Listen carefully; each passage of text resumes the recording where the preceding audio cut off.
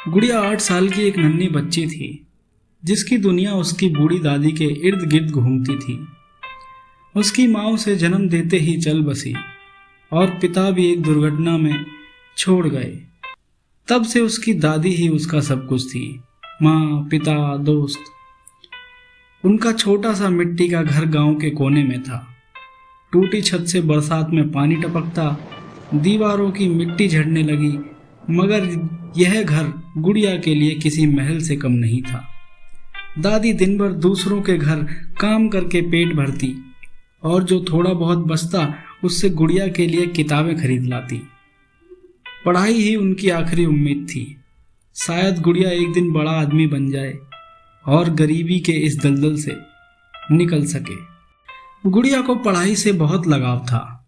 जब भी दादी काम पर जाती वह अपनी पुरानी किताबें खोलकर बैठ जाती और खुद ही पढ़ने की कोशिश करती। लेकिन गांव में लड़कियों की पढ़ाई को ज़रूरी नहीं समझा जाता था। कई बार गांव के लोग ताने मारते, बूढ़ी लड़की को इतना पढ़ाकर क्या करेगी, आखिर में तो रोटी ही बनानी है। पर दादी चुपचाप सुनती और गुड़िया के सिर पर हाथ फेरती और कहती, पढ़ाई से ही दुनिया बदलती है बेटा, तू बस मेहनत कर, एक दिन लोग तेरा नाम जानेंगे। गुड़िया की आंखों में उम्मीद झलकती। उसकी दादी ही उसकी ताकत थी।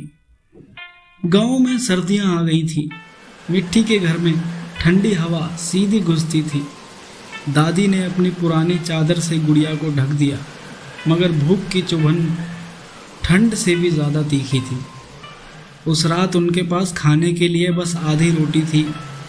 दादी ने गुड़िया को दे दी, तू खा ले बेटी, मुझे भूख नहीं है।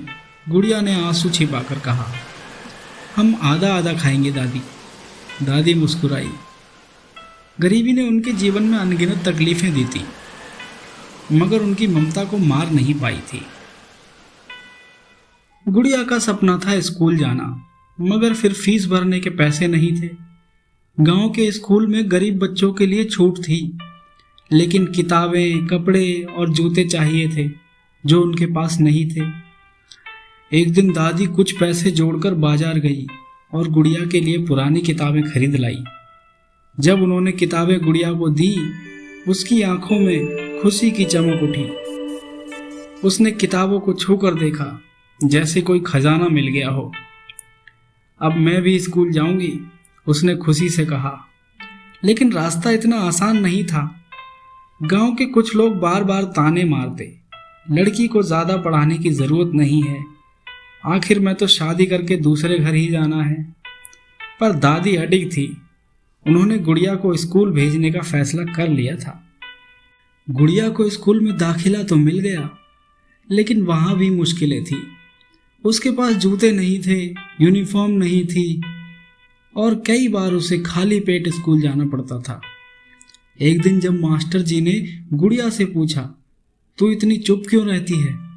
गुड़िया ने धीरे से कहा, मास्टर जी, जब खाली पेट होता है तब दिमाग काम नहीं करता। मास्टर जी को उसकी स्थिति समझ में आ गई। उन्होंने प्रधानाचार्य से बात की और गुड़िया को मुफ्त भोजन योजना में जोड़ दिया गया। अब उसे दोपहर का खाना स्कूल में मिलने लगा। यह उसके लिए बहुत बड़ी राहत थी। गुड़िया पढ़ाई में बहुत तेज थी। जब स्कूल में निबंध प्रतियोगिता हुई तो उसने अपनी दादी पर सुंदर निबंध लिखा। जब उसका नाम प्रथम स्थान के लिए पुकारा गया तो दादी की आंखों में खुशी के आंसू झलक पड़े। गांव के लोग जो उसकी पढ़ाई के खिलाफ थे, अब उसे सराहने लगे।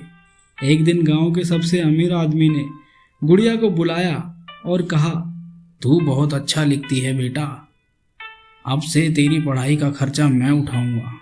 गुड़िया अब गांव से बाहर शहर के एक अच्छे स्कूल में पढ़ने लगी थी।